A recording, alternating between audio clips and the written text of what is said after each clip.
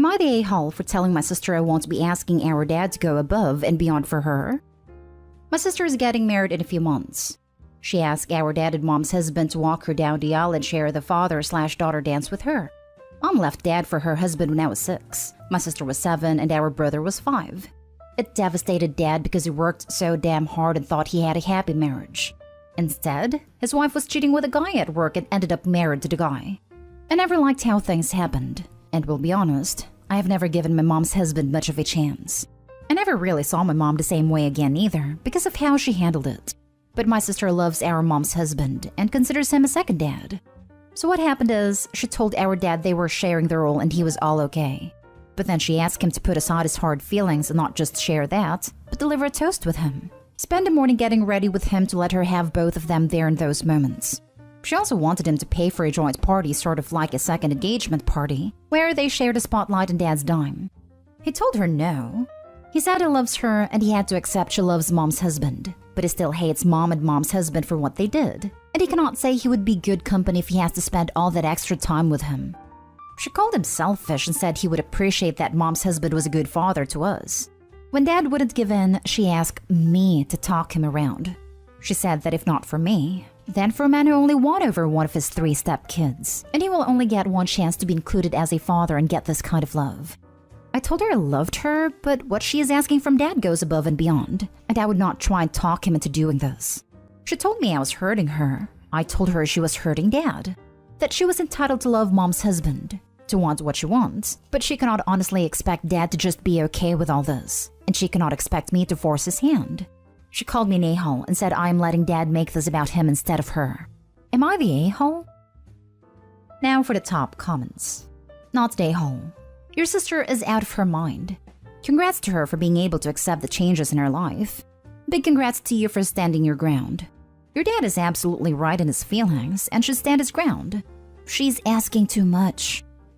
Also, OP, your sister is wrong about your mother's husband. He hasn't been a good father. If he was, he wouldn't have been in an affair with your mother, breaking up a whole damn family complete with kids. Not today, home.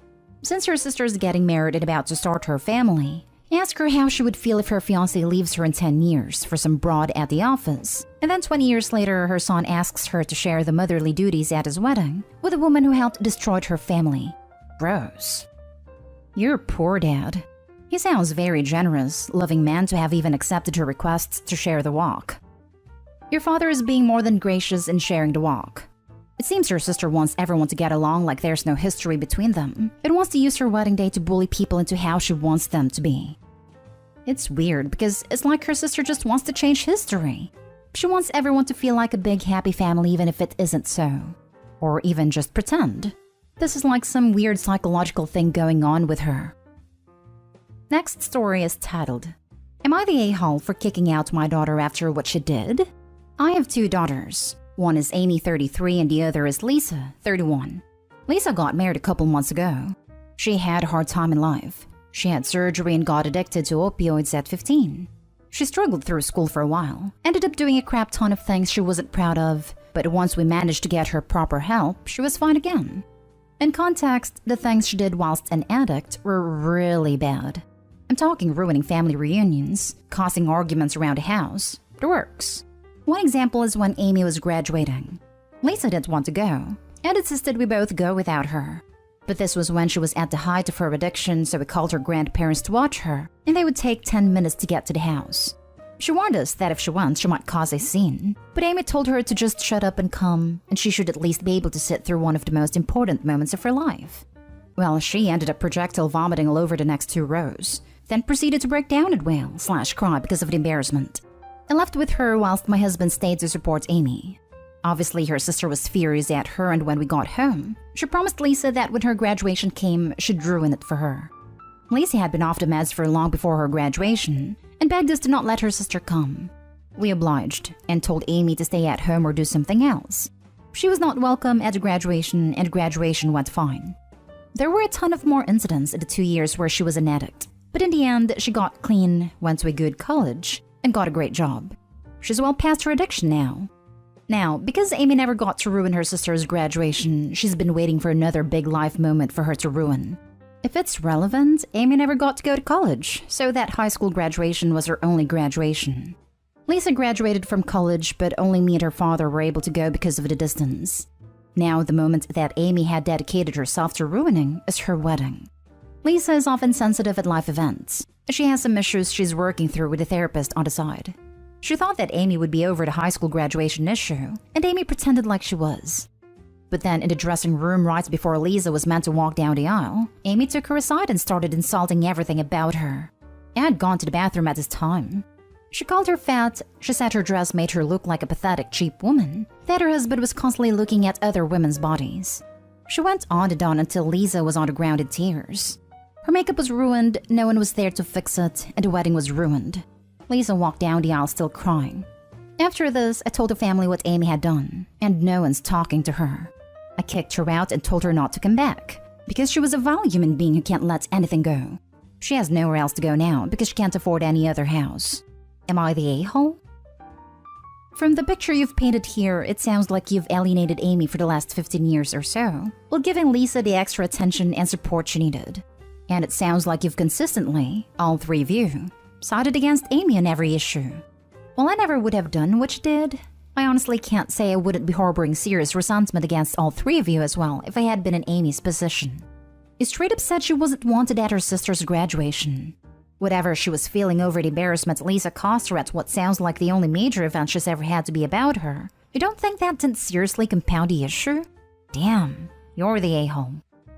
Lisa was a 15-year-old who accidentally got addicted to opioids. A tragedy, really. And while in an incredibly vulnerable state, she made grave mistakes. But she was still only a child. Amy wasn't wanted at a graduation because she literally said she would ruin it, which could truly affect Lisa's recovery. And although you are right that Amy suffered too, at the wedding she, a 33-year-old woman, acted with such cruelty and evil, ruining her sister's wedding because she couldn't forgive something her 15-year-old sister did. Which wasn't her fault really, getting addicted with pills given by doctor for medical reasons. While I do believe the parents are a-holes for not properly dealing with it all, she fully deserved to be kicked out. Also, I think it's worth noting that Lisa didn't want to make a scene at her sister's graduation and didn't do it on purpose for attention. Her vomiting over 2 rows of seating is because Amy pushed her into attending and refused to wait 10 minutes for grandparents to turn up and look after her sister, who was feeling unwell. If she were ill with norovirus or food poisoning, the same would apply. She wasn't feeling well, was pressured into attending, and predictably suffered an embarrassing accident. Not to mention, it sounds like most of the times the parents have sided with Lisa against Amy are purely because of this ongoing quest for revenge that Amy has been driven by. You're the a-hole. Not because you kicked out Amy, but because you kind of failed as a parent. Don't you realize that Amy wasn't only upset about a graduation? She can't let it go and was holding a grudge for all these years because it's not just about a graduation. Having an addict in the family causes stress, discomfort, pain, and suffering. And you failed to realize the impact it had on Amy. That's on you. A lot of people here are slamming the 33-year-old for being a grown adult, but she obviously never matured. There's a lot of missing context in Opie's story. I'm sure Amy was the glass child, as someone posted above, and continued to be through adulthood. I bet Opie focuses on Lisa every time they visit, asking her about her sobriety and taking an active interest in her life and education to help her maintain sobriety. Which is great for Lisa, but I'm betting Amy did not get such attention as she didn't even get to go to college. I bet, but your sister is an addict, she needs this, was something she heard often. Both girls need deep therapy. Everyone sucks here, but Opie is a special a-hole in my opinion. Next story. Am I the a-hole for telling my dad that I'm not his replacement wife? My female 16 mom passed away recently. My brother, male 14, and dad are so devastated by this tragic loss, and we are all struggling. I've basically found myself handling all chores and work around the house. My brother is too traumatized, he hasn't been talking since the funeral, and my dad hasn't been lifting a finger and do a single thing. He started making requests, from cleaning the messy living room, he sleeps on a couch, to picking up dirty laundry to doing dishes, cooking or ordering food, walking the dogs, vacuuming, doing repairs, mowing the lawn, washing the car since my brother stopped doing it. I'm too exhausted oftentimes. Mom used to do the chores that I used to help, but I have school and after-school commitments, and my dad keeps negatively commenting on how I get things done, and compare me to mom like how much time I take to make breakfast, etc. Yesterday he woke me up at 6 a.m. even though he told me to skip school and wanted me to make breakfast. I scrambled eggs and prepared other dishes, then went to wake my brother up. I sat at the table, and once Dad sits down, he looks at the scrambled eggs and goes, "What is this? This is not the right way to make scrambled eggs. Your mother used to make perfect scrambled eggs. Did you not learn anything from her at all? How are we supposed to survive if you can't even properly make scrambled eggs?" Then he looks at my brother and says, "We're doomed." I snapped and loudly tell him I'm not his replacement wife to expect me to do this and that for him. He looks at me stunned, and my brother rushes out immediately. Dad starts telling me how cruel and insensitive what I just said, and how out of line I was. I replied that I was too tired to make the perfect scrambled eggs my mom used to make, and that maybe if he as a parent had tried to learn, we wouldn't be suffering right now. He gets up, throws the towel, and walks out. My aunt came to visit, and when I told her, she went off saying I should have never said that to my grieving dad, and that I should be ashamed of myself for talking to him like that. Am I the a-hole? Not the a-hole. Expecting your kids to help out more after losing one adult in the house is fine. Expecting them to act as another parent in the house is mistreatment. My condolences for your loss, Opie. Thank you so much for your support. It did help when Mom was alive, but now it's just me doing everything around the house. I obviously cannot ask my depressed brother to help, and Dad just expects everything to be done, although it doesn't work. Just don't. He's the parent. Tell him to start acting like it.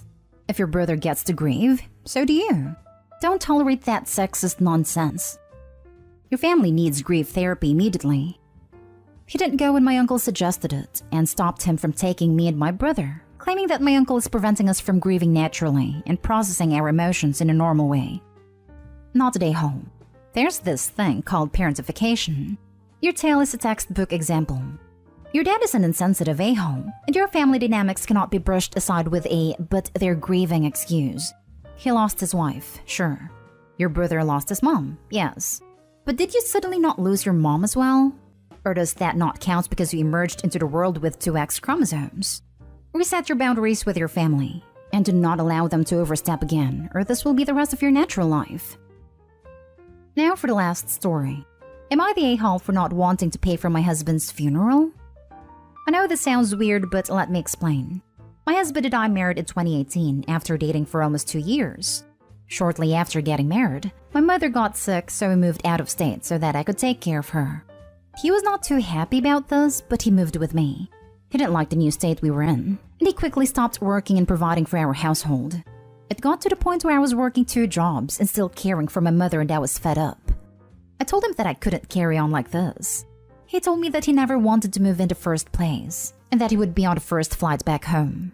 He told me he would leave the 1 car we had as a parting gift, when in reality I was the one paying the car note and insurance. He left the state and I filed for a legal separation. The state I was in required that you were separated for a year before you could officially file. I waited my time and tried to get papers sent to his mother's house, the place I knew he was because I have family that told me that's where he was. He claims he never received them. My mother got better and I decided to stay because I had found a really great job that turned into an actual career. I tried on 4 different occasions to have him serve the papers, but he always dodged me. I got so discouraged that I gave up. I've completely moved on and I want to start anew with someone else, but this is just looming over me. I was in the process of getting a lawyer when I got a call from his aunt saying that he has passed away, and basically it's up to me to plan the funeral arrangements. I feel like this is BS. This man left me and even had a child with another woman, but I'm expected to foot the bill because I'm legally married to him even though I tried multiple times to end it? Am I the a-hole for not wanting to be part of any of it? His family wants a burial, and if this is something I have to do, I will cremate him and have his family do what they want with the ashes. I don't give a crap if they want a burial. They don't want to pay for it. Thanks in advance for the advice. Now for the top comments before the little update. Not the a-hole. Donate his body to science. Not the a-hole. You could play a modified version of the 2-card play. Card 1, they deal with all the expenses for whatever funeral they want. Card 2, you claim the body, have it sent an undisclosed mortuary where you arrange for him to be cremated, and then you have the ashes legally disposed of in a location that will remain undisclosed. Their choice. If they want to play the "you're the wife" card, you can do whatever you want. What they want won't matter in the least. This is the way. Make it very clear to them that cremation with no service is all you will pay for if they plan to force this on you. Not stay home. It might be worth checking with that lawyer right now to see if you have any legal obligations, since you are still legally married. This might mean that you also have legal rights to anything like a survivor's pension or insurance, or any portion of the estate if that existed. You can definitely refuse the family. You don't owe them a funeral. If you somehow have a legal obligation to pay for disposal of the body, then inform the family that you will be paying for the most basic, no-frills cremation package with no service, no wake, no plot, no headstone. They are welcome to pay for any additional services that they want, even though if they could afford this, they probably wouldn't be reaching out to you. On the upside, a cremation might be cheaper than lengthy divorce proceedings. Updates and a little more info. I've decided to get in touch with a lawyer to see my options. We didn't have a lot of assets. We sold our house before we moved out of state. So as far as I know, we didn't have a will or anything. But if there is something I do get, I'm almost certain it's not much and I would rather it go towards his daughter. She's not even 1, and I spoke with her mother and she was under the impression that he was divorced. They had even filled out paperwork to get married, but she left it up to him to file it since she was pregnant and tired. And of course, he never did it. I just want to cut all ties with his family and live my life. I don't want to fight family members for money. So I will give them one last time to make their own arrangements. And if they refuse, I will do what I want with the body.